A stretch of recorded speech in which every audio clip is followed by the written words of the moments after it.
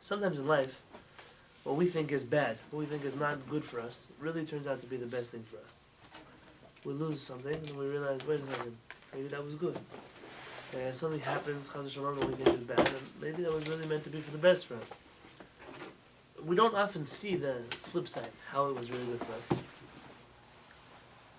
And so we pray a lot to HaKadosh Baruch Hu that He should get rid of Ro'a HaGzerah, the bad part of the decree. We don't ask Hashem to get rid of His decrees, because His decrees are good. We ask for Him to get rid of the bad part. What does that mean, the bad part? The part that makes it hard for us. Because we know that it's good, Hashem, but for now it looks really bad. A guy, he lost my job, well really in 10 years it means that because you lost your job here, you got a better job. But for 10 years I think that you're doing a pretty bad thing to me. So ask HaKadosh Baruch Hu, show me the good part of the bad things. That way I realize they're not so bad. Everything that HaKadosh Baruch Hu does in this world is done for a reason. Rav Soloveitchik said once, or wrote once, that if you look at a tapestry, there's like a knitted pictures. It's in the front, it looks beautiful, but if you look at the back, it looks like chaos. It looks like a disaster. It looks terrible. Why? The back side is not what you're supposed to be looking at. That's, sometimes you have to mix this color and that color and switch around colors because you want on the other side to look right. So we say, HaKadosh Baruch Hu, we hope one day we'll see your face, because remember that Hashem says that Moshe saw his back, but his front he didn't see. What does that mean? The back part. We see the world as chaos. We don't see the world in order. And we ask HaKadosh Baruch Hu to help bring us to a point where we see the world how it's supposed to be seen. In many, many communities before Tefillah, we read a part of Tefillah called the Patach Eliyahu Hanavi Zechronato. It's a piece of the Zohar.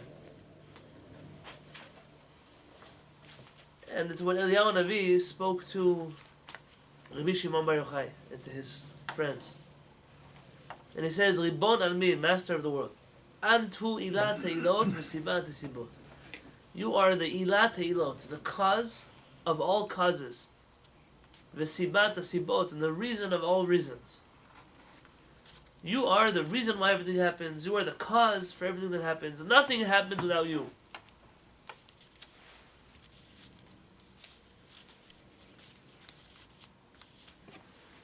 We have this concept in the world of a Satan, a Satan, a dark side, bad things, evil things, and it's Christianity that created for us this dichotomy. There's good and there's bad, and they're always fighting against each other. So it's not true in Judaism. Satan is just an angel of Hashem. He works for Hashem's payroll. He gets a paycheck from HaKadosh Baruch Hu. There's nothing in the world that exists without Hashem. There's nothing in the world that fights against Hashem. But sometimes there has to be certain kinds of evil in order for things to be good. We don't always understand it. There's a person who breaks their arm. They go to the doctor to fix it. What does the doctor do? They don't always put on a cast right away. Do x-rays. Sometimes they break it more. Sometimes the doctor knows that in this place where it's broken, it won't heal right. So he completely breaks the bone and then allows the cast to fix the bone. What do you mean? You're crazy? You're breaking my bone? Chas v'shalom, a person needs a body part to have an operation, something removed. What? Because they take away part of his body, it's going to be healthier? Sometimes yes. Sometimes there's a part of the body that's sick, and if we can get rid of it, then we can actually fix. There is such a thing. There's truth like that. HaKadosh Baruch Hu is the master of the whole world. There are all kinds of calculations that HaKadosh Baruch Hu has that we don't understand. But we rewind and we look back into history and say, oh, HaKadosh Baruch Hu, what is it? What is it that you were trying to accomplish? And we could see everything happened for a reason. If you look on page 68 of the Chumash, Parashat Vayeshev, already HaKadosh Baruch Hu is telling us there.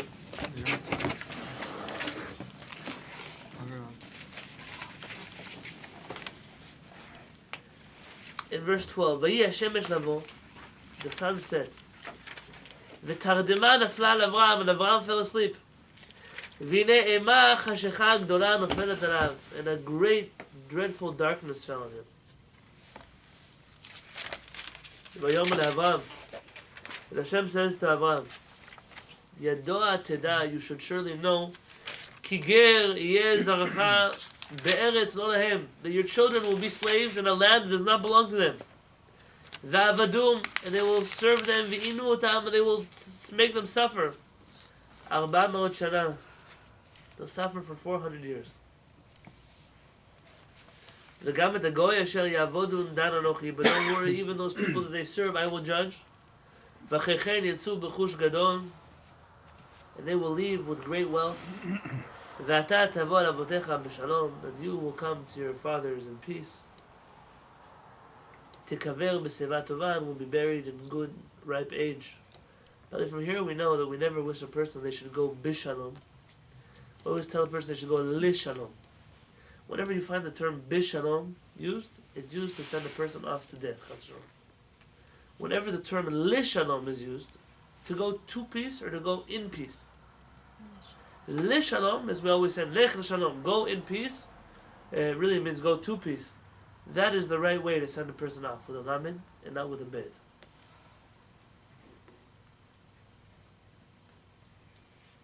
So you're sitting here in Lech Lecha, not so long ago. Abraham Avinu was promised your children will be slaves in Egypt, but don't worry, they'll get out of there bechush gadol with a great reward. And then you come to this week's parasha, and it's a crazy parasha. Well, Parashat Vayeshev. And let me tell you a little bit outside of the box. What is Parashat Vayeshev? Parashat Vayeshev is what Eliyahu Navi means when he says that you are the cause of all causes. Watch what happens. At this point in time, what happens? Yaakov Avinu loves Yosef. Why does he love Yosef? He's son of the oldest. But does it make sense that a person should love one son more than another son? Happens. It happens. Okay. Yeah. Don't tell your kids. But it happens. Yeah, sure. It's a human thing sometimes. When you're closer to someone than another. But this relationship turns into the fact that his brothers hate him. What happens because his brothers hate him? You sell it? They sell him to the Ishmaelim. The Ishmaelim bring him to Egypt. Now he ends up in Egypt. This is like the worst galut, the exile of exiles he could be in. They end up selling him to Potiphar. What happens in the house of Potiphar? Wife? His wife. What does his wife do? Provoke him to sleep with him? Right, she tries to seduce him. That's her whole thing. That she's trying to be with him. And when he doesn't agree, what does she do? She said that he was trying to rape her or something. So she falsely accuses him. And then she says Do you know what it's like? A person Chas Shalom should be falsely accused? I read recently about a guy who was 40 years in prison for something he didn't do. 40 years people are treating him like a criminal because of something he didn't do. So he goes to prison. Now he's sitting in a prison. Is not like a prison over here. You have a TV, 3 meals a day, workout hour. And it's not like that. They probably threw him in some hole somewhere. Put him in some dungeon, in some cave, in some dark place. In jail, he makes friends. Which kind of friends does he make? The baker and the wine steward. Yeah, so the Sal Mashkin, yeah, the wine guy, and the guy who is the baker, the steward, is it the wine steward they call him? Who are these people? The one that used to work with Parot? They used to work for Paro. Like, these are not little guys. These are, imagine you put the Secretary of State inside the prison along with Yosef. Now he starts making friends with him, and something happens, and in this place they have dreams. Who takes care of their dreams? Yosef. Because Yosef understands dreams. And then what happens? The Sar Mashkim, the wine guy, he gets released from prison, and where does he go? Back to work. Back to work. Back to work. Back to work. Most of the time, when a politician gets put in prison, he doesn't go back to his job. I guess some places that happens all the time. Sometimes they don't even go to prison. The first time, that's really but the Sar Mashkim ends back in his position, which again, this is only HaKadosh Baruch Hu is doing it, because why would you hire the guy you put in prison? And then what happens? Hashem causes Paro to have a dream, and Paro needs someone to figure out the dream. Then he is devastated, doesn't know what to do. And what does the Sar Mashkim tell him? I know a guy. Where do you know this guy from? In prison. Why were you in prison with him? I don't know why I was in prison with him, but I was there for a certain period of time, exactly as long as HaKadosh Baruch Hu needed me there. And then what happens? I had a dream when I was in prison. So I found, even if he was in prison with Yosef, but he didn't have a dream, he would never know that Yosef knows how to interpret dreams. So Hashem caused them to have a dream. Hashem causes Paro to have a dream. Paro having a dream is what connects the wine steward together with Yosef again. And they bring him out, and he saves Paro's dream, he interprets it, and Paro appoints him as the ruler over all of Egypt. Literally in 30 seconds, Yosef HaTzadik goes from being a guy in prison that nobody knows about, he was going to spend the rest of his life there, to leading the entire country. It's like, it's not just validation, it's validation with a reward. All those years people spoke bad about you, look, today he's the ruler. Who's laughing now? It's a crazy thing. Because Yosef, if he would have walked to Egypt as some Jewish guy, tried to open up a business, raise himself, he would have never reached where he reached. If Yaakov didn't love him, and then his brothers hated him, and his brothers sold him to the Ishmaelim, who sold him to Potiphar, whose wife, even if at this point, if he would have given it to Potiphar's wife, what she wanted, and he wanted, by the way, then the whole story would be over. Yosef will never end up. Yosef has to overcome this, and then he gets in trouble because he does something good. How many people tell me, I try to do a mitzvah, I try to do something right, but I get punished for it. You think you got punished for it. You think that because you didn't work on Shabbat, or because you ate this kasher thing, you think that you got in trouble. But really it's not true. Yeah, you end up in prison, but the only reason you ended up in prison was to make friends who were important enough to be close to Paro. So that when Paro would have his dream, he could take you out of prison and make you the king. I told you the story of Donna Grazia already. But Donna Grazia, when she's in prison, is in prison with people who help her get Turkish citizenship. And so what she thought was her sister sold her to the Inquisition, she comes out of there saved by the Turks and begins her life all over again. Sometimes the worst moment that we have, Akadosh Baruch Hu was telling us, really, it's just the beginning of something completely new. Now, I'm not telling you something that you never heard of before. But the Torah is telling us that at this point, what happens? Paro becomes the head of Egypt, and now there's a famine. There's starvation. People are hungry. People don't know what to do anymore.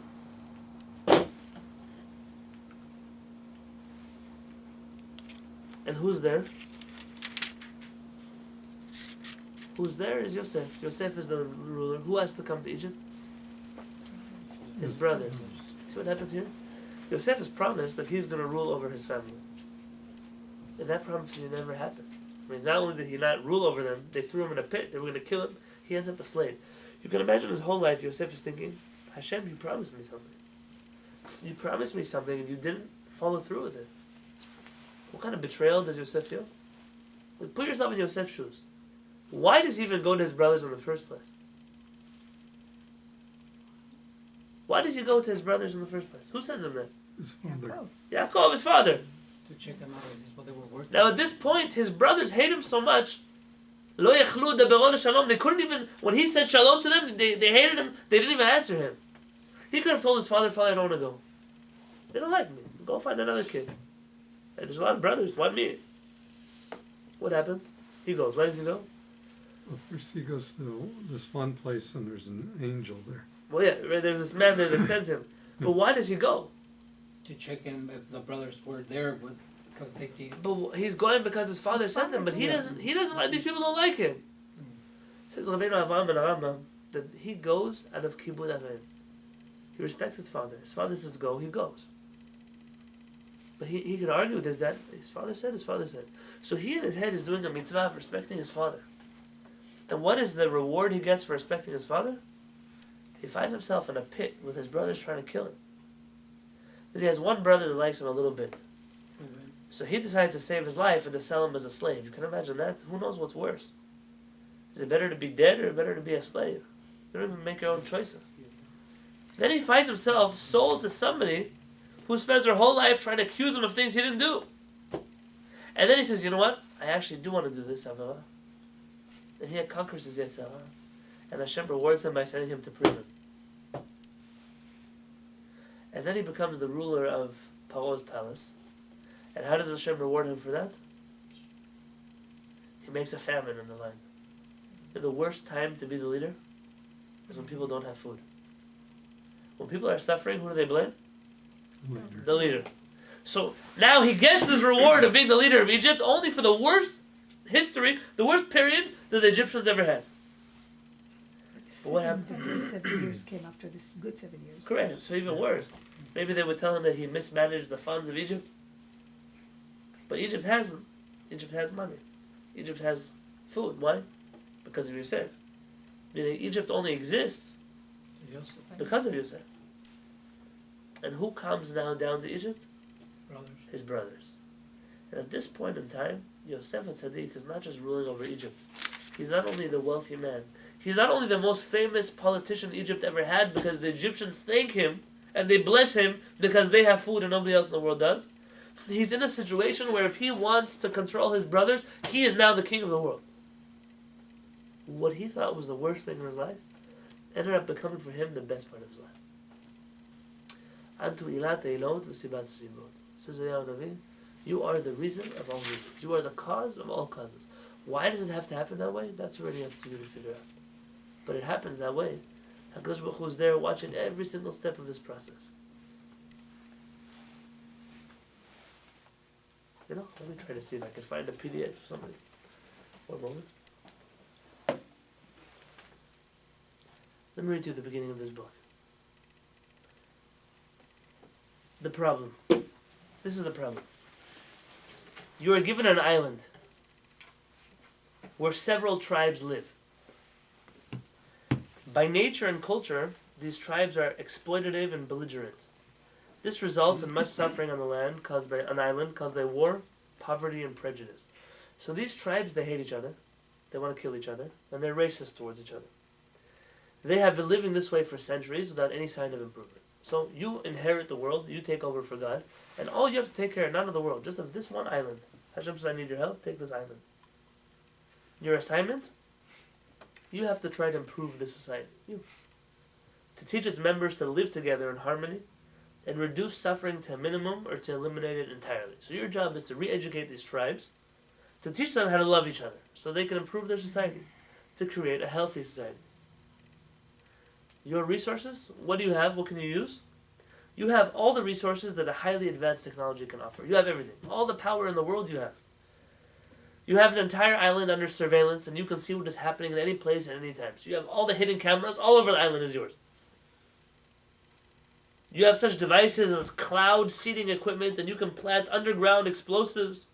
Within reason, you can control weather, flooding, volcanoes, earthquakes, any natural phenomenon, so to speak natural, you're the one who could start it.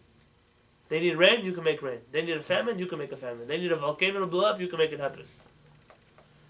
You also have devices that can be used to implant ideas through subliminal suggestion. You can implant ideas to entire populations or to certain select leaders. You have some power to hint to people. You give them hints what they should do, what they should think, what messages they should live by. However, you must take into account the severe limitations of subliminal suggestion. If you try to implant any ideas that go against the basic nature of the population, they will be totally rejected and your efforts will be in vain. If you try to suggest to someone an idea that they completely don't believe in, they won't accept it at all. It doesn't make a difference how good of a suggestion it is. And so you think, okay, easy, so I'll tell everybody they have to get along with each other and that those colored people are just like you, but they don't believe in it. So it doesn't make a difference what you suggest to them.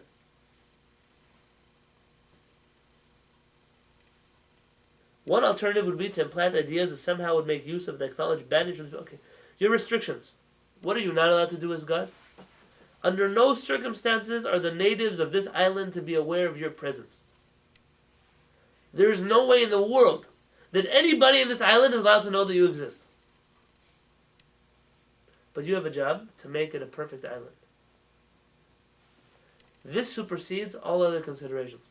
So anything else in the world that might happen, you have to think first, they can't know that I exist. The culture shock caused by your revealing yourself would disrupt the entire fabric of the island culture. It would cause much suffering and more than offset any good that you could possibly accomplish. Something just happened with the camera, I don't know. By revealing yourself to the world, That's someone's fault. You could ruin everything for everybody. It would be a people go, this God, he made my problem, he made my marriage, he got me divorced, he got taken killed. It would make a disaster in everybody's life. The natives would be reduced to a state of almost vegetable-like dependence upon which they could never recover. Once people know that Hashem controls everything, so they stop trying. So then you create a situation where all these natives on the island are not going to work. They're not going to try to plant food. They're not going to go hunting. They're not going to build houses. They're not going to get married because they know that you exist. So you now ruin their life. But aside from this restriction, you have a free hand to proceed as humanely or as ruthlessly as you see fit. In short, you have the opportunity to play God. What would you do?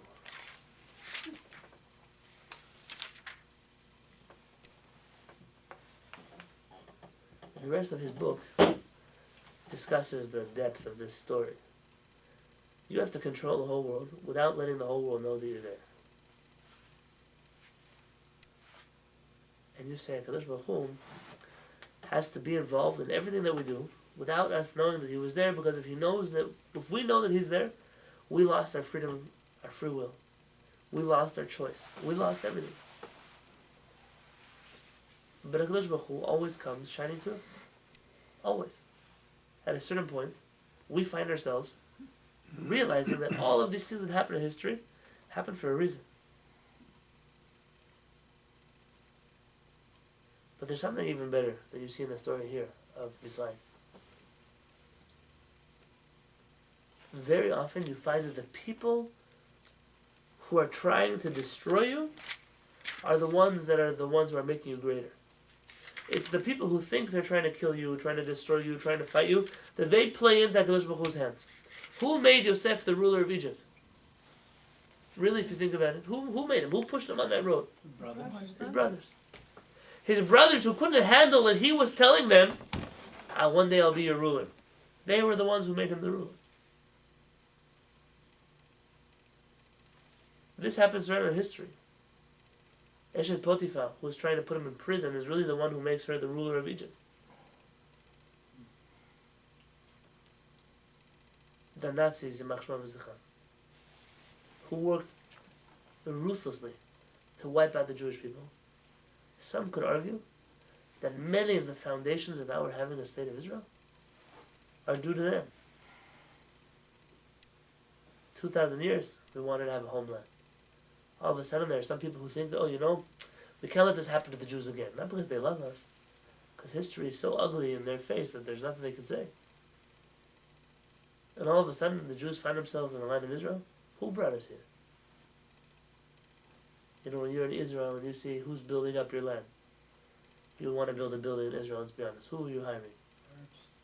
Arabs. The same Arabs that they want you out are building your house. You live in a crazy world. It's a completely different reality.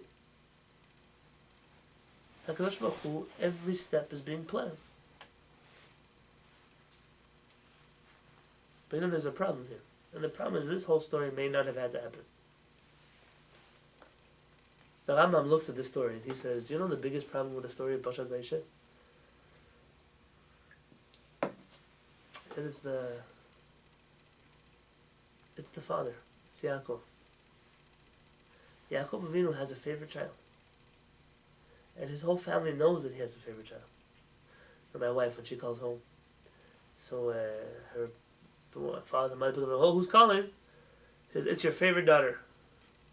Now you're in trouble. Because now you're going to guess somebody's name, right? So by answering that question, you have to... So my father says, I don't have a favorite daughter. He hangs up. Or else he'll guess somebody else's name on purpose just to make her mad. How do you have a favorite daughter, a favorite son? Says the Rambam, he actually writes this in Halakha, the Rambam. The Rambam says, let me find this quote, Tzivu Chachamim, our rabbis obligated us, Shelo yishaneh adam ben abanim, b'chayav, afilu b'dvar mu'ad. So long as you are alive, you shouldn't differentiate between your children, even with something small. Shelo yavou lidei tacharut v'kina ke'achei Yosef and Yosef, so they don't come to fight with each other like the brothers of Yosef fight with Yosef. Why are they really fighting with him? What did he do? What did Yaakov Avinu do that showed that he was his favorite? Got him a special robe. Oh, A robe with stripes, big deal. Go to Target, get your own robe. color. What's the big deal? You only gave it to him. They only gave it to him. You know, there's actually a very nice thing in some big families. Like you go to New York, you go to HaShamayim, you see big Jewish families. You see there's like 13 kids. They walk behind their parents like little ducks. You know, so, they're all wearing the same clothes. Why are they all wearing the same clothes? You wanna do the Yeah, it same. looks nice, one, but two, it really helps. Because if I have something that I think is nice, but you have something that I think is nicer, so then I get jealous of you. So we only buy clothes if everybody has the same clothes. Especially for certain, you know, there are certain ages that children have, they're more jealous than other ages. You have to think about it. Sometimes Elchanan and Avinoam come to the car, and I don't know, Avinoam has an extra applesauce he didn't eat in his lunchbox. So, you know, this is applesauce, he's hungry, he wants to eat. I won't give it to him. If I don't have something for Elchanan, Avinoam's not eating his applesauce. But it's not fair. So what? I think it's a mistake. Why? Because? It's a nice idea not to differentiate, but in a way it creates competition when you do that, because you teach the kids that everything has to be equal. Otherwise, I think you need She to sounds give. like my wife. I think There you are need to some give- toys in the house that Elchanan can play with alone. He doesn't have to share all his toys. I think you need to give kids what they need, and each child needs something else.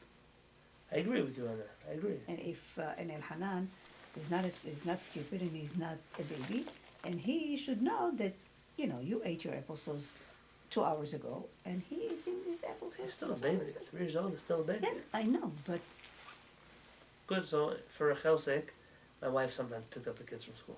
Yeah. I'm agreeing to say that I'm not perfect. no, it's not But- about perfect. It's I personally, I think that children needs to learn. By the way, they won't look at what they each one has when they understand that they got. You know, it's like zene'ena v'ze'eno hasel. Like, what do you care what someone else is? You get what you need. So why don't we You say get- the same thing about the brothers? I mean, for God's sake, these are not. It's not. These are not little kids. These are the because it's not shiftei. about Yeah. it's not about the robe. It's not about the robe. No, Yaakov also had his bed at Rachel's tent all the time. Okay. So it was the treatment, not the robe. It's not the physical thing that Yaakov gave him. But you find that the robe is an instigator. It's a big part of the story. It's a symbol. It's a symbol of this, and you're saying it's something so small. Listen, these are the tribes of Hashem. These people are going to end up being the leaders of Am Yisrael. They can't get over it that Yaakov Avinu makes decisions because he's a godly man. Because even the mother, so he chooses who he wants to have his bed with. So what? And why are they acting up? It's childish the way they're acting. Because how much can you expect from a person? How much expect the person is going to handle, and he's just going to be quiet? Even if he understands, but it still hurts him. I think that's what. I think there's truth to it. Because I don't dress my kids all the same. As long as they both have clothes, I'm okay. The Khan doesn't have to have an applesauce also. He has to have something. For me. I don't have to agree. But for me. You can't buy one kid a toy, another one not a toy. It's very hard. Yeah, that's true. That's true. But it's very difficult. Because sometimes you buy a kid a toy, he's 2. Another one buy a kid is 5. They're not the same kind of toy, but they all. Sometimes the 2-year-old wants a 5-year-old's toy, the 5-year-old wants a 2-year-old's toy. What do you do? You could buy something, a little thing. As long as if you're buying for one, you buy for us. You buy something even little. Something he says, okay, I got something too. But I think what you said, like if they each had their applesauce and he ate his already and he didn't, then it's a little different situation than buying. I think so. I think with the coat, it was just a culmination of probably years of their being jealous that he's being favored. It just wasn't something that came up at the last minute. It was a history of that, and that was like. If you look in the Rambam, in the notes of the Rambam, in the laws of Pesach, there's a commentary there, Rabbeinu Manoach. One of the Rishonim. Rabbeinu Manoach writes, the reason we dip the karpas, the cilantro, parsley, celery, whatever you're using, into salt water, or really it's supposed to be lemon juice or vinegar. The reason we dip that into that is karpas means striped striped clothing. And we dip this clothing into something salty like blood, to remind us the reason we all ended up in Egypt is because Yaakov Avinu chose one son over another son by this robe. The poskim give this robe story a lot of significance. Yeah, it may be the culmination, it may be the sign, it may be the, but still it's a problem. Yeah. The Rambam says a person has to be very careful. Very careful. You know, the Kehillat has a piece on children. This is a hard thing to control. But he says if it's possible for the oldest child to become a Talmid Chacham, it's best. Because if a younger child becomes Talmid Chacham and the older one is not, and he sees the way everybody respects the younger one, not him, his ego can cause him to do some pretty terrible things. How do you force someone to be a Talmid Chacham? It's very difficult. You can't. It's everybody in their nature and their personality, but this thing is true, and I can tell you that it's true. There are a lot of times where, I remember the days in yeshiva where there were students that were younger, that were brilliant, like brilliant young students, and there were some older guys that have been there for 10 years, and they're listen, they were good, smart people, but not like the younger guys. And they were younger students of our parents that they were very jealous of. Who's this 18-year-old kid thinks he knows everything? It's very hard. Our parents himself had this problem. When our parents came to Israel, he came without his parents. The famous Aliyah, the Moroccan, many Aliyot from Sephardic countries, they brought the kids alone first. On the way, they tried to get them to stop keeping Shabbat and all kinds of things like that. When our parents was in France for a stopover, they would get them ready to go work in kibbutzim and all kinds of things like that. They would make them work on Shabbat. So our parents said, he was not going to work on Shabbat. This was, our parents was maybe 13, 12, maybe.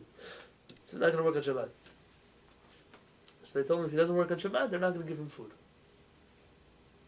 So he didn't eat. There was one of the counselors, she was a young Sephardic girl. And she grew up in a house that kept Shabbat. So she used to bring him food sometimes. She would smuggle him, but if she didn't smuggle him food, he said he wouldn't have food to eat. Finally he makes it to Israel. And it had somebody there that arranged for him, they heard he was a rabbi's son, to go to yeshiva.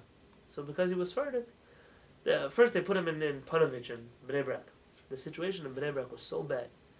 The Bnei Brak at that time was like 10 trailers on a dirt road. It was not a city. Today you go there, it's like apartment buildings, stores, warehouses.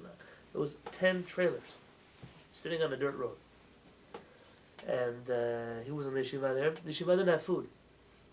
The yeshiva used to give out every day tea, a slice of bread, and they didn't have rooms. People slept on a bench in the Beit Midrash. That was it. Tea, no sugar, bread, and a bench. And it was so bad that at a certain point, someone said, "Oh, you're a Sephardic, you're a rabbi. Your dad's a rabbi in Morocco. Let's bring you to Poat Yosef in Jerusalem." Poat Yosef at that time was very wealthy, a very wealthy Sephardic yeshiva. Today, I think things have switched around a little bit. They had rooms, they had food, they had meals. I mean, comparative to Bnei Brak, they were doing pretty good. And our parents took the tests there. He was 15 already now. And at 15 years old, they put him in a Rav Ezel Atiyat's shiur, the highest shiur. That's the one Rabbi Yosef studied in, Mor Chadiel studied in. They put him in this class with a bunch of much older people, some people even married. And it didn't help he was Moroccan. Everybody else there was Syrian or Iraqi. This was pretty much, the yeshiva was those kind of Sfaradim that had been in Israel for many generations. And he was an immigrant kid. He came without parents, without a support system. He was poor. He had one undershirt. That was his whole closet. And they used to make fun of him in the class. You immigrant, what are you doing here? They used to make fun of him. So he got up and he left. He went back to Bnei Brak. They said, why would you go back to Bnei Brak? Sephardic yeshiva, the glory of Sfarad, da da da. Our parents said, I would much rather be with Ashkenazim who have derech eretz and not have any food than be with Sfaradim that are going to Gehenom and have a lot of food. No, I'd rather be with these people than those people. They didn't have much. They treated him like he was a nobody. So he ends up in Panovich, and that's where he stayed for much of his life. And it's almost 25 years he was there in Panovich. It's like the headquarters of Lithuanian Ashkenazi Jewry.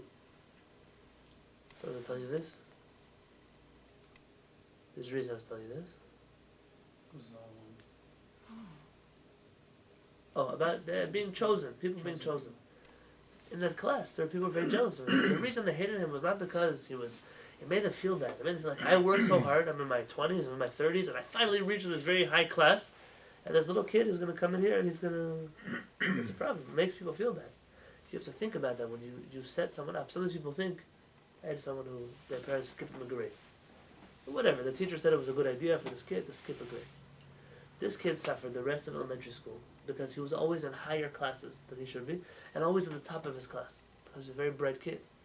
And the people who were the age the class was supposed to be, I'm talking about like 8th grade, 7th grade, nothing, they hated him. They hated him because he made them feel self-conscious about them. He made them feel bad. Because how could this kid, who's supposed to be 2 years younger than me, how is he doing better than I'm doing in school? It's the same way when women started going to universities and getting degrees, and there's still, unfortunately, a world like this. Of men, how could she be smarter than me? She's a woman.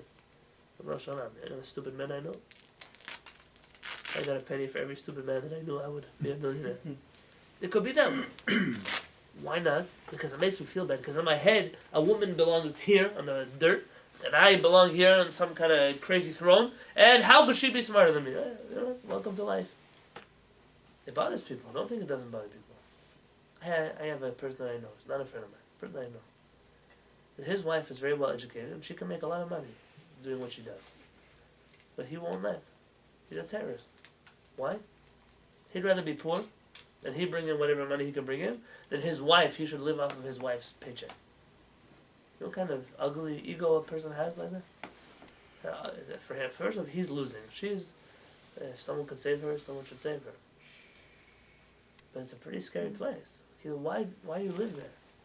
Why are you in that mentality?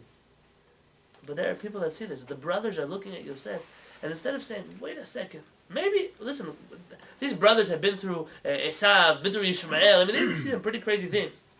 They can't maybe take a note, maybe this is the brother that Hashem chose.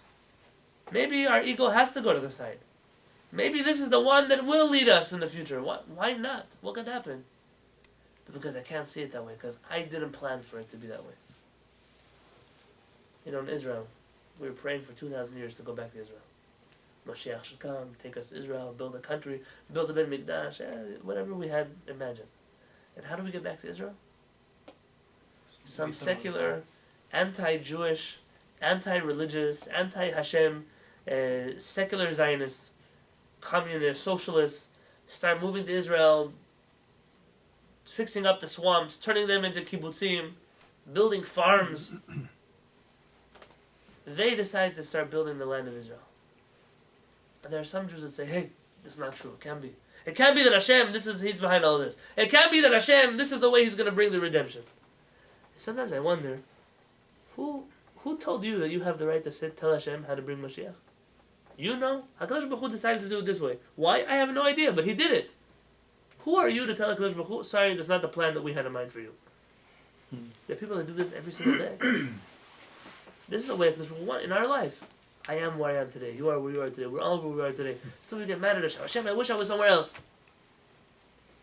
Maybe instead of fighting HaKadosh Baruch Hu all the time, to tell Hashem, I'm here. Clearly you need me here. So then help me figure out, so what am I supposed to do next? What am I supposed to do with this information? Now that I know that I'm here and you need me here, what am I supposed to do?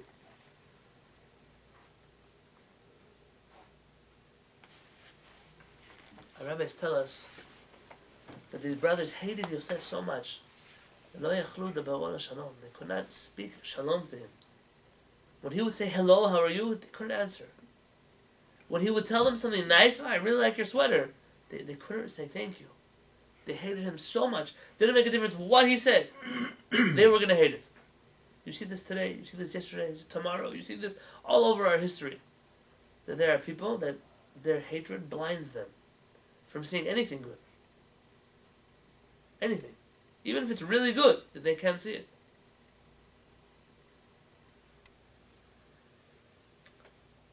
And Rashi says, there's something special about our brothers. Something special. These guys, at least one thing you could say about them, mitoch gunutam, from their bad character traits, you could see ma'alatam, you could see their good character traits. They were not liars. If they hated somebody, they didn't pretend to like them. There are some people in the world that they hate us, but they pretend that they like us. Those people are very scary. Because we don't know to be careful from them. If I know that you hate me, then I won't tell you things. If I know that you love me, I know that I can trust you. But if you pretend like you love me, but you really hate me, I don't know to be careful from you. You are putting me in a very scary situation. Rabbi Pinchas, no. Yanai HaMelech tells his wife, tells her, don't be afraid of your enemies because they hate you. Don't be afraid of your friends because they love you. Be afraid of the hypocrites. That they do ugly things like Zimri, but they ask for reward like Pinchas. They do terrible things like your enemies to you. Behind your back, they'll kill you. But in your face, they want you to treat them like you're their best friend. Be careful from those people. Because how am I supposed to be careful from them? At least these brothers, Yosef, when he's going to the brothers, he doesn't think that they love him. He doesn't think so. And that at least says Rashi was good about them. They weren't liars. But there's something really sad about this. That even the good that he gave them, they weren't able to speak. They hated him so much. How many people like that do we know? People that we struggle with. But sometimes all they're trying to do is to build a bridge, to fix a relationship with us. But we can't give it to them. We can't even talk to them because we hate them so much.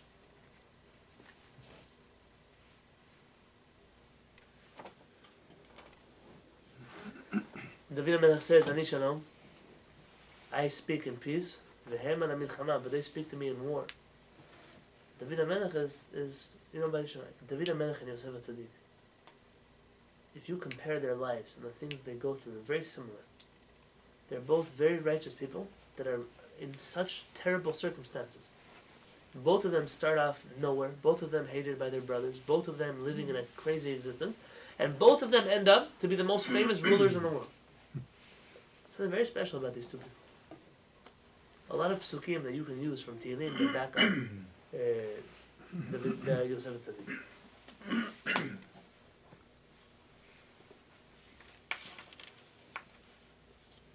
But I think there's what to say about this. I think that there's something to realize that everything that happens in our life, that everything that goes on in our life, everything is for good.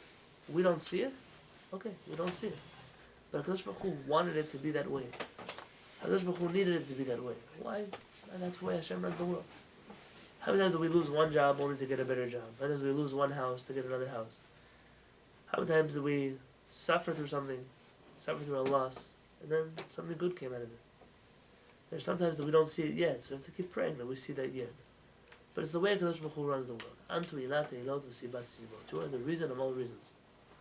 The cause of all causes. And we should pray to HaKadosh Baruch Hu. They should always help us see that in our life.